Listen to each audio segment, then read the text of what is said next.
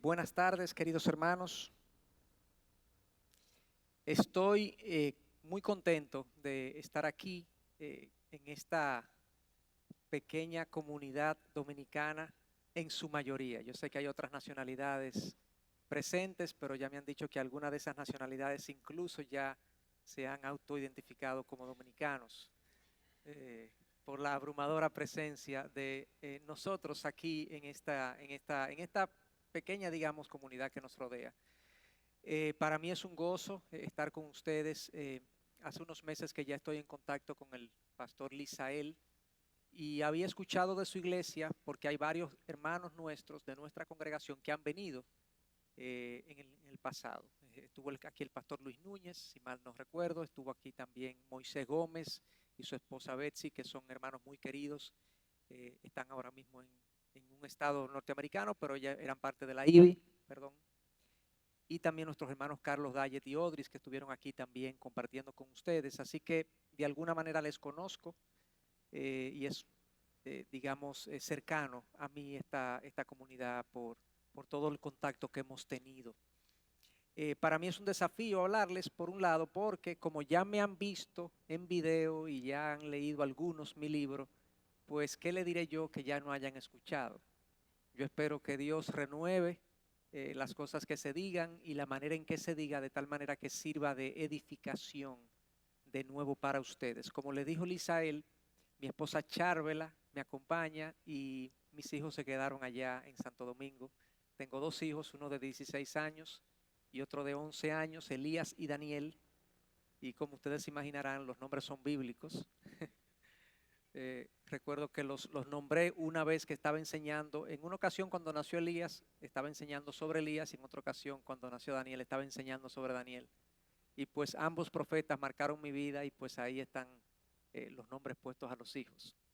Pues bien, hermanos, vamos a comenzar con nuestra primera sesión de esta conferencia que se ha titulado Sabiduría en las Finanzas Familiares, y vamos a hablar de por qué precisamente hablar de finanzas en la iglesia. Parecería que el tema del dinero no forma parte de la enseñanza bíblica. Quizás algunos dicen, bueno, ¿pero qué tiene que ver el dinero con Dios?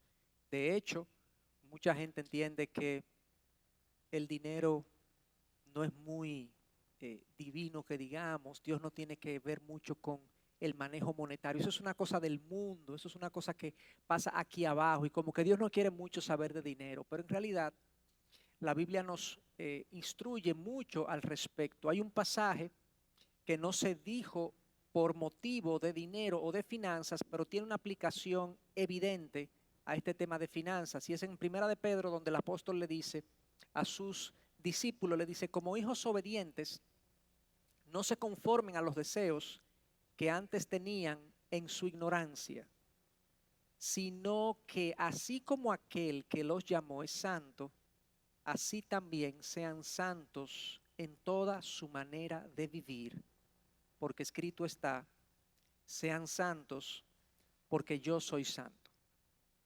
Como se fijan, yo subrayé, hice una mención especial y quise resaltar la expresión en toda su manera de vivir.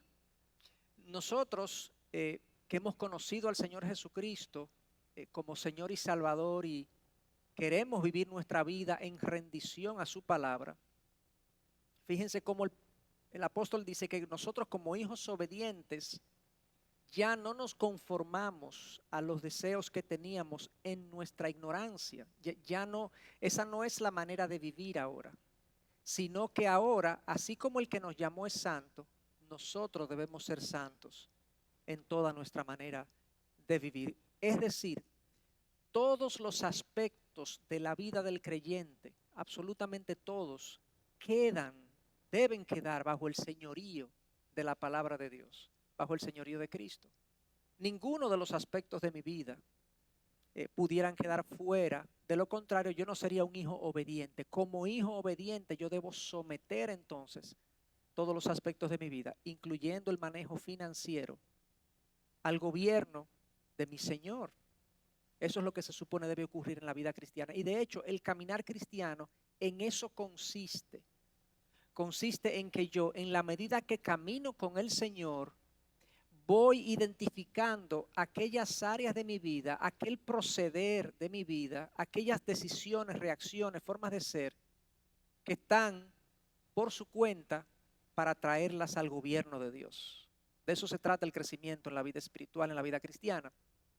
Y entonces, por eso hablamos de finanzas en la iglesia, porque forma parte de nuestra vida, es un aspecto, un componente de nuestra vida que debe ser sometido al gobierno de Dios.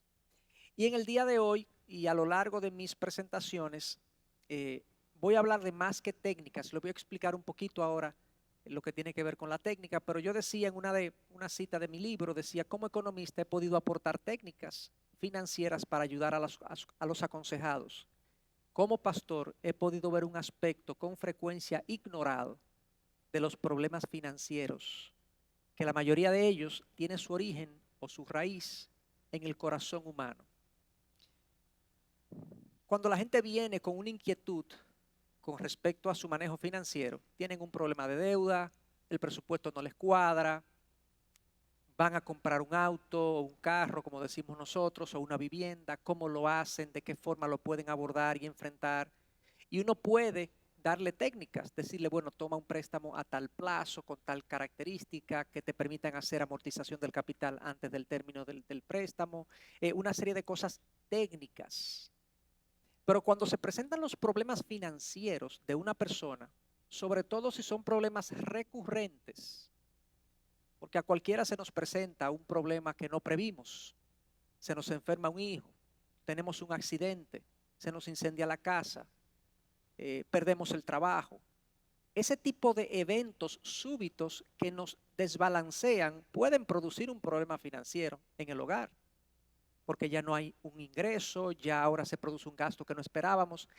Pero si yo tengo un problema financiero recurrente en mis finanzas, no se debe entonces a un evento súbito, se debe a un patrón de conducta, a un hábito en mi manejo que produce esta situación de déficit recurrente o de deuda recurrente que nunca puedo salir de ella. Por eso la cita de que usualmente los problemas recurrentes en la situación financiera de una persona o de una familia se deben más que a que no conoce la técnica financiera, es a un patrón del corazón, a un hábito que lo lleva a producir ese resultado. Y esta conferencia tratará de abordar algunas de esas cosas, sobre todo va a ser el grueso de la conferencia y algunas técnicas hablaremos también de ellas. Lo que estamos hablando aquí de consecuencias de finanzas no bíblicas, ¿qué es lo que nosotros hemos visto? ¿Qué es lo que yo he visto? Cuando la gente maneja sus finanzas como le parece, según su criterio, su mejor criterio posible, pero que no se corresponde con lo que la Biblia dispone de que debe ser el manejo financiero. Yo he visto muchos casos de división financiera, de división en la familia, producto de la situación financiera. Esto se da mucho en los casos cuando el padre o la madre de una familia fallecen, sobre todo cuando tienen hijos adultos, y entonces hay que dividir lo que queda. Es increíble cómo en la mayoría de los casos, se produce un conflicto significativo entre los hermanos, producto de la división. Parecería que la hermandad se olvidan los criterios de justicia y de igualdad, la gente quiere más para sí. Y obviamente eso es un enfoque, un abordaje no bíblico de las finanzas que produce esa división, porque si todos actuaran con justicia e igualdad e imparcialidad, no con egoísmo, pues las cosas no producirían esta división, pero esto es común verlo. Yo también veo en las parejas, sobre todo en el manejo financiero entre parejas, una falta de transparencia que lleva a la desconfianza. Hay muchas parejas que no manejan sus finanzas de manera unificada. Más adelante vamos a hablar de eso. Pero sucede que la esposa no sabe cuánto hace el esposo, ni el esposo sabe cuánto hace la esposa. Ella tiene sus cuentas, él tiene sus cuentas, ninguno se cuenta, ninguno se dice cómo se manejan financieramente y se han puesto de acuerdo en que tú pagas tal cosa y yo pago tal cosa. Pero de lo que tú no sabes, yo hago con ellos lo que yo quiera, yo tengo ese derecho porque ese es mi dinero. Obviamente hay muchas cosas, muchos problemas que eso produce, pero uno de los que produce es que el esposo se pregunta o la esposa se pregunta, pero ¿por qué es que él no quiere que yo sepa lo que él gana? Y produce una especie de desconfianza que socava la relación a todos los niveles, lamentablemente. Cuando yo no manejo las finanzas como se supone que las deba manejar de manera unificada, como una sola carne que soy con mi esposo y mi esposa, obviamente eso va a producir una desconfianza en la pareja que afecta la relación a todos los niveles. Otra de las cosas que vemos en el manejo no bíblico de las finanzas es un descontento. Cuando yo creo que el dinero me puede llenar, sucede que tengo una relación con el dinero de que nada me llena. No me siento contento nunca, siempre estoy en una especie de insatisfacción porque no lo veo como la Biblia me dice que lo vea y yo estoy siempre tratando de llenar un vacío que solo llena Dios con cosas materiales. Hay gente también que tiene conflictos con el uso del dinero y no voy a dar todo el detalle de todas las implicaciones de todo esto, pero también se produce conflictos con el uso. Además, hay inseguridad por el manejo imprudente. Yo he hablado con muchas esposas sobre todo, se da de los dos lados, pero con muchas esposas que dicen, es que yo no confío en él porque él es muy imprudente en el manejo. Él como que, y su manejo no me da seguridad como esposa. El manejo irresponsable o hasta infantil que tiene el esposo, cuando digo infantil quiero decir con un manejo impulsivo del dinero. Normalmente los niños quieren lo que quieren en el momento que lo quieren y hay que dárselo, si no gritan. Bueno, hay adultos que se comportan más o menos así. Cuando les gusta algo, quieren eso. Y no importa si hay que meterse en una deuda, si hay que producir una discusión, yo quiero eso, además, ¿cuál es el problema? No tiene nada de malo. Y el manejo imprudente de muchos produce inseguridad también en la pareja. Muy bien. ¿A qué me refiero con hijos confundidos? Papá y mamá les dicen a ellos, ustedes mis hijos son nuestros tesoros, pero luego en su actuación actúan como si el dinero fuera el tesoro. Por ejemplo, el hijo entra con un platito de comida al vehículo, un vehículo recién comprado, y sin querer el hijo vierte su comidita en el asiento del nuevo vehículo. Y el padre desata la furia de ese descuido. ¿Cómo va a ser, muchacho, que tú? Y el mensaje que él captura es que el carro es más importante que yo. Porque en realidad él no lo hizo de maldad. Ahora, si el niño viene y vierte la comida de maldad para que tú veas, papi, eso es otra cosa. Pero estoy hablando de mensajes que los confunden. A veces les decimos, no, mis hijos, ustedes son lo más importante para nosotros, pero papá y mamá nunca están porque siempre están trabajando. Y como que el papá no hace lugar, eso es lo que perciben los niños. Ellos no lo pueden entender, pero lo que perciben es eso. Entonces hay hijos confundidos también. Descuido por la familia, de la familia por tener más. Quería hacer este último comentario del bajo respeto por el que produce poco. También he notado eso, he visto mucho en familias donde el esposo, que no es un esposo que produce mucho dinero, dicho sea de paso, el trabajo es trabajo y es digno, no importa cuánto se le pague. El hombre que trabaja y produce X cantidad de dinero es tan digno como aquel que trabaja y produce 10 veces más. El trabajo es digno, bíblicamente hablando. Pero usualmente yo he notado que hay una tendencia en la familia y en la sociedad a que el que no es muy productivo económicamente hablando, como que no lo ha logrado, no ha llegado al éxito, no es un hombre digno del respeto del que sí es digno, otro que sí produce mucho. Y hay esposas que no se sienten lideradas o gobernadas por un esposo que produzca poco dinero. Como que el respeto tiene que ver con la cantidad de dinero que se produce y no realmente con la posición que Dios le ha otorgado dentro de la familia. Entonces, todas estas cosas, esto es solamente una lista, una muestra, son ejemplos de cómo cuando yo tengo un manejo financiero que no es bíblico, producen muchos problemas, muchos problemas. Y el trato al dinero habla de mí. Yo quiero, habiendo visto eso, miren ejemplos bíblicos de cómo la forma como yo trato el dinero habla de mí. Esto es un caso muy conocido, el caso de Zaqueo, y nos dice el pasaje lo siguiente: y Zaqueo, puesto en pie, dijo al Señor: he aquí, Señor, la mitad de mis bienes daré a los pobres, y si en algo he defraudado a alguno, se los restituiré cuadruplicado. Y Jesús le dijo: hoy ha venido la salvación a esta casa, ya que él también es hijo de Abraham, porque el Hijo del Hombre ha venido a buscar y a salvar lo que se había perdido. Fíjense cómo aquí en este pasaje vamos a ver una razón más de por qué hay que hablar de dinero en la iglesia. Vimos los conflictos que se producen, vimos ahora este pasaje. ¿Qué es lo que nos está diciendo este pasaje? Zaqueo, aquel hombre pequeño que era recaudador de impuestos, algunos conocen la historia, que cuando Jesús iba a pasar por su comunidad, se subió a un árbol para poderlo ver, y Jesús lo ve subido en el árbol y le dice: Zaqueo, ven, baja, que yo voy a comer contigo en tu casa. Y él se regocija y se siente gozoso y baja del árbol rápidamente, y van a la casa de Zaqueo, tienen todo un intercambio, pasa posiblemente la tarde Jesús ahí con ellos. Y el pasaje nos describe que Zaqueo se convirtió, conoció a Cristo. Fíjense que al final, el versículo 9, Jesús dice que hoy ha venido la salvación a esta casa. La salvación no vino porque Zaqueo repartió sus bienes. La salvación no se obtiene de esa manera.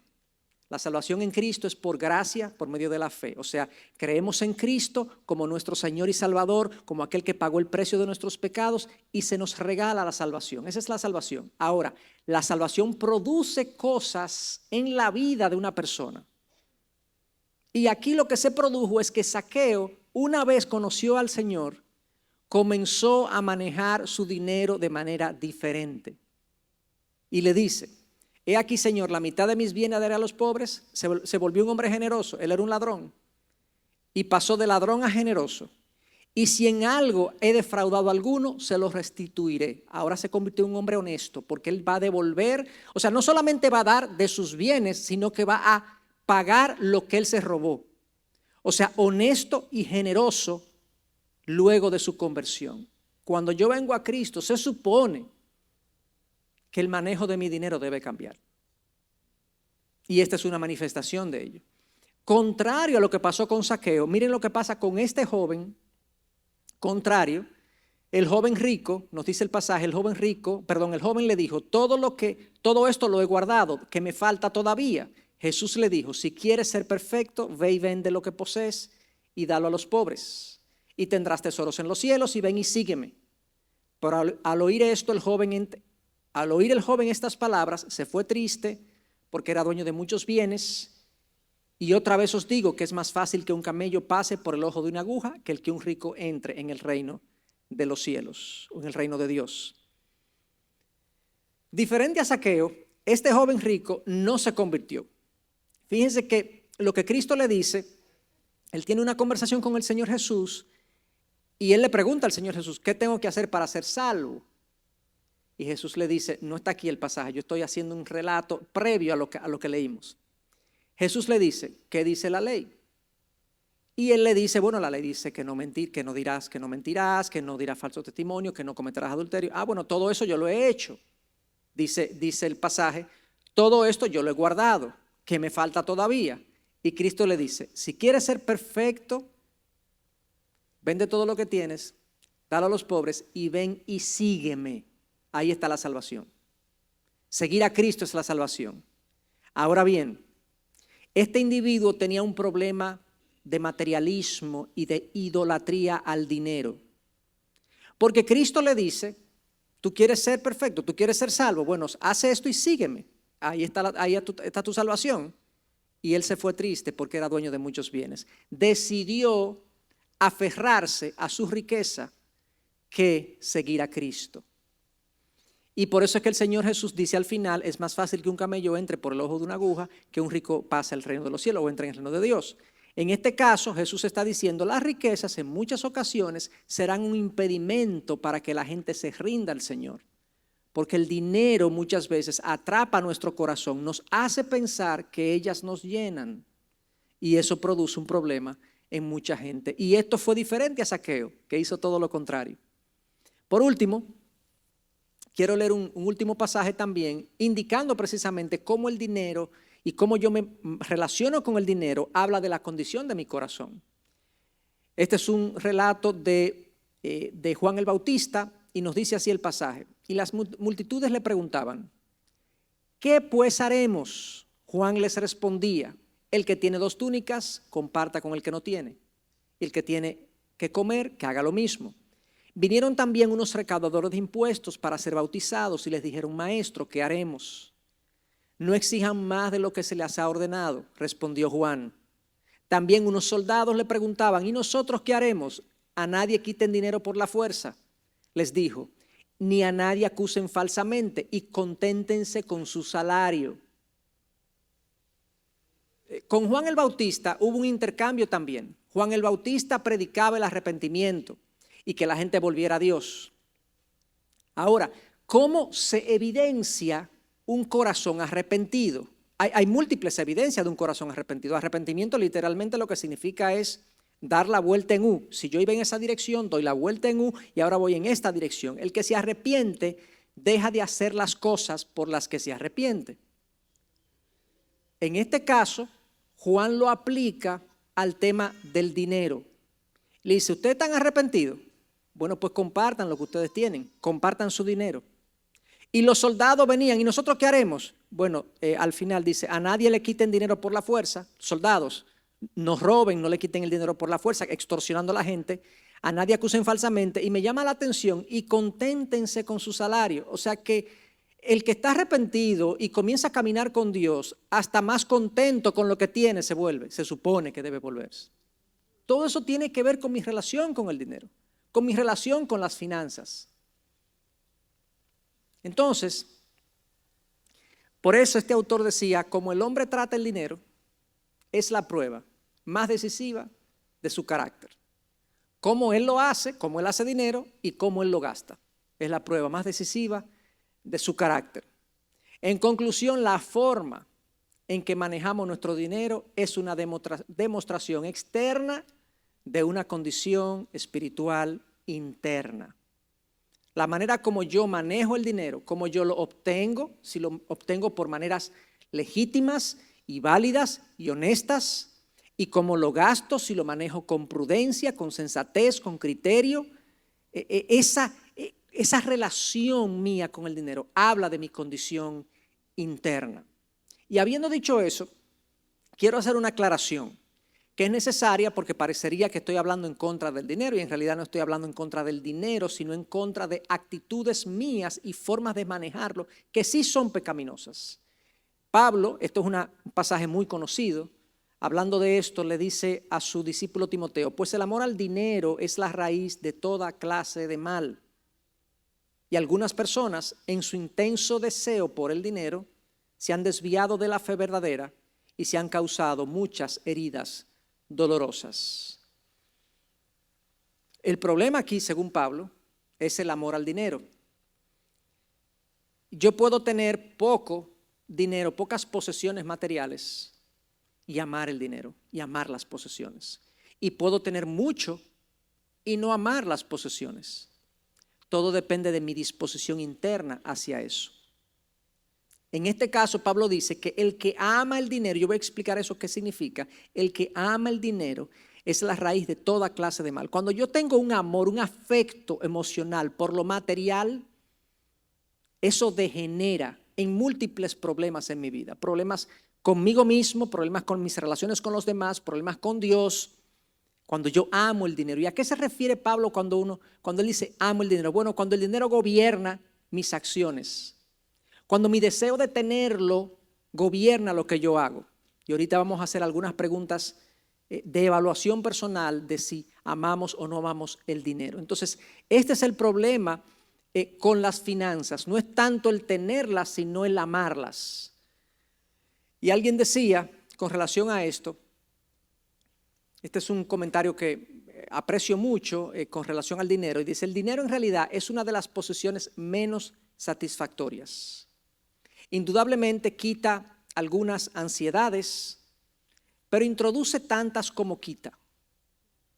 Hay aflicción en conseguirlo, hay ansiedad en su conservación, hay tentaciones en su utilización, hay culpa en su abuso, hay dolor en su pérdida, hay perplejidad en su empleo. Perplejidad es confusión en su empleo. 2/3 partes de todas las luchas, peleas y pleitos en el mundo surgen de una sola causa: el dinero. Y yo agregaría, yo le haría una corrección, como esto no es la palabra de Dios, yo puedo corregirlo. El amor al dinero. El amor al dinero es un problema en el mundo y es un problema dentro de la iglesia. ¿Cómo sé yo?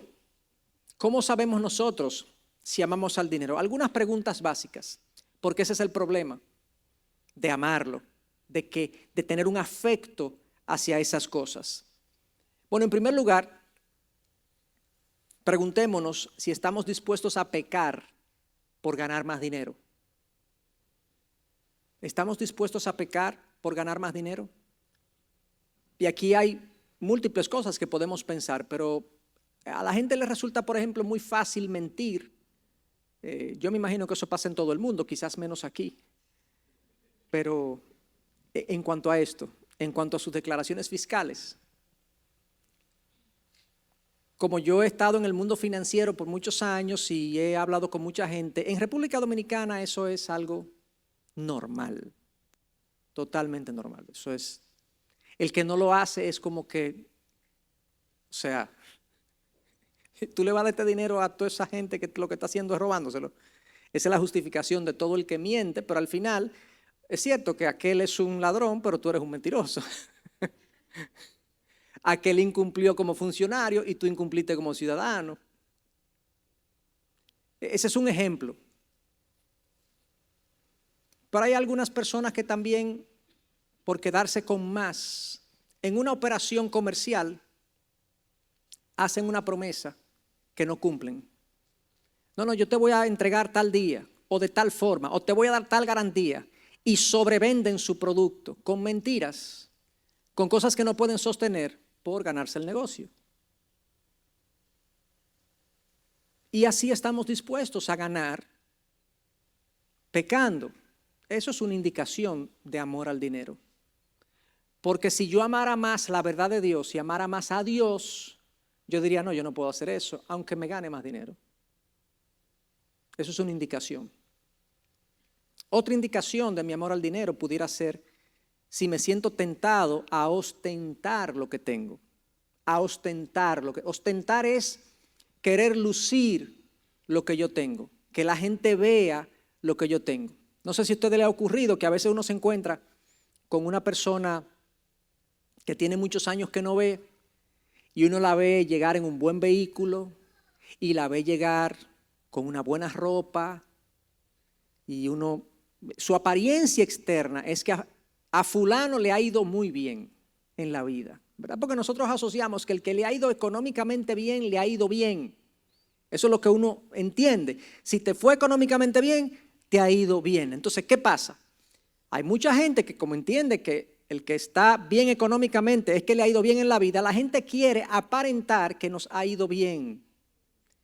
Y si ando en un vehículo bueno, la gente quiere que yo note en qué vehículo llegó y cómo se maneja y qué restaurantes visita y qué vacaciones se da. Bueno, lo que yo estoy haciendo ahí, en pocas palabras, es poniendo mi valor como persona en aquello que es material, porque parecería que eso es más importante que yo, la persona. Yo quiero que la gente vea cómo a mí me ha ido económicamente. Y esa tentación de poner mi valor en lo que es material es una indicación adicional también de amor al dinero, de atribuirle al dinero más valor de lo que realmente tiene. El dinero no me puede definir a mí. El dinero no me puede dar valor a mí. Mi dignidad no depende de eso, no debería depender de eso. Otra indicación de posible amor al dinero es si estoy contento con lo que tengo. Si me siento... Eso no quiere decir que yo no quiera mejorar mi condición. Si estoy en una condición de precariedad, debería querer mejorarla. Pero en mi condición yo puedo estar tranquilo, satisfecho con lo que yo tengo. Aquí quiero hacer una aclaración porque hay un pasaje en el que Pablo habla de esto y Pablo dice que él se siente contento con lo que sea que él tenga en cualquier condición en la que él esté. Y eso está en Filipenses 4:11 a 4:14. Y concluye esa frase, ese texto diciendo, todo lo puedo en Cristo que me fortalece. Y él dice, sé vivir en abundancia, sé vivir en escasez, no importa. Yo estoy contento con lo que tengo. Y muchos de nosotros pensamos que lo que Pablo está diciendo es que él está feliz, cualquiera que sea su condición. Y realmente, en el original, la palabra que él utiliza ahí no es feliz, sino que significa independiente.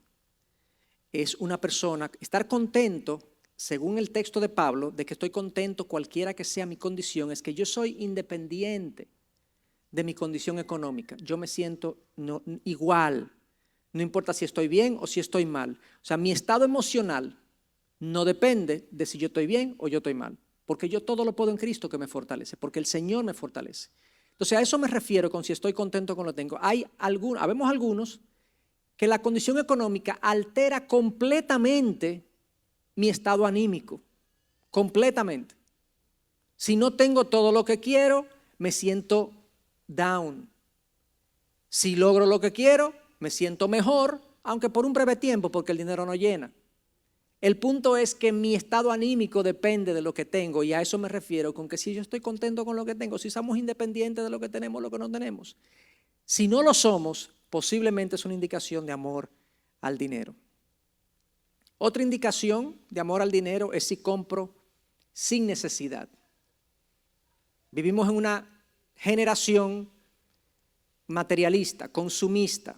Queremos lo más nuevo, lo más bonito, lo más reciente, queremos lo más brillante, queremos lo que más se nota.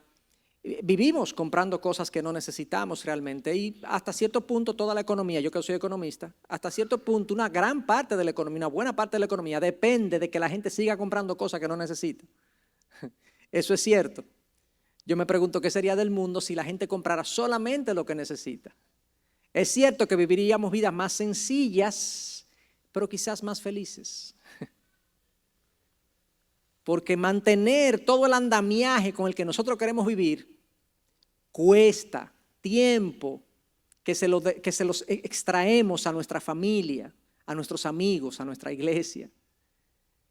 Porque el mantener las estructuras materiales que queremos mantener cuesta demasiado. Y vivimos comprando cosas sin necesidad. Más adelante vamos a ver eso. Porque en esa compra sin necesidad hay una idea subyacente, hay una idea debajo de que si yo tuviera eso, yo me sentiría más feliz, más pleno. Siempre estamos buscando en eso adicional aquello que nos falta y que solamente Dios puede llenar. ¿Cómo manejo los extremos económicos? Aquí más o menos yo creo que ya expliqué esto, habiendo explicado algunos cuadrillos, pero me refiero, ¿cómo yo manejo la escasez y cómo manejo la prosperidad? Cuando soy próspero, ¿me enorgullezco por lo próspero que soy? Cuando la prosperidad me enorgullece, la razón de eso es que yo estoy atribuyendo mi prosperidad a mi esfuerzo, a mi capacidad, a mi calidad profesional, a mi capacidad mental de hacer negocios, a mis destrezas.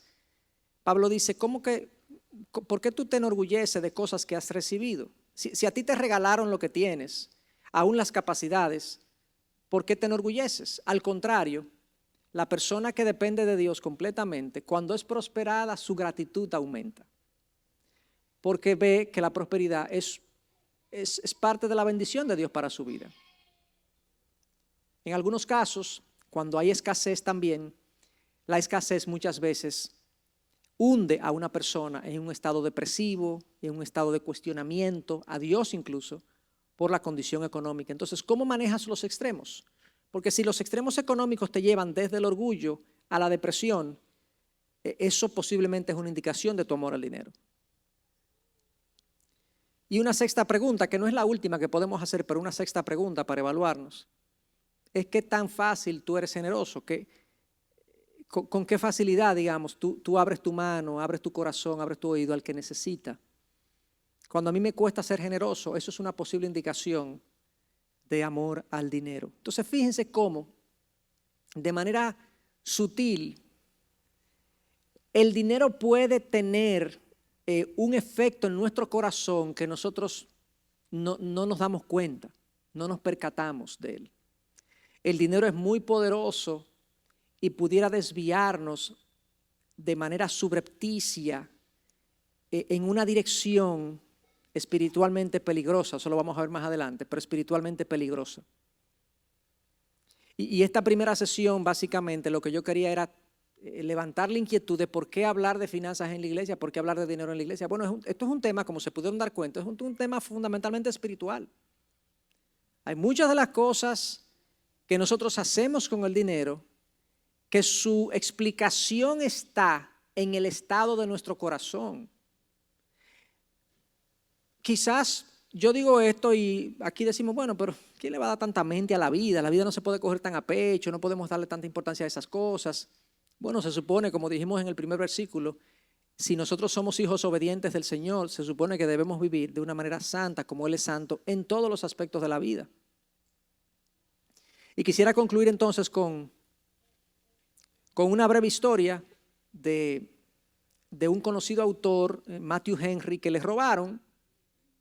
Matthew Henry es un comentarista muy conocido de la Biblia y él dice, una vez que le robaron, lo atracaron, él concluye de la manera siguiente. Él escribió esto, dice, déjame estar agradecido primero porque nunca antes me habían robado.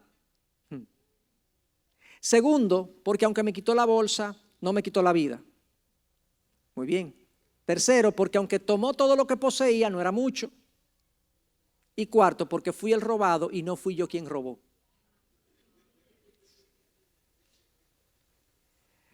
El ejemplo es una ilustración de cómo una persona que tiene su corazón en una postura correcta con relación a lo material, reacciona ante esta desdicha de la vida de que le atracaron de una manera totalmente diferente y hasta graciosa. Cuando nosotros nos roban algo o una empresa nos da un mal servicio, parecería que nos han quitado la vida. Y reclamamos y peleamos y es mi derecho, es mi dinero. ¿Cómo va a ser que alguien ose hacer eso con mi dinero?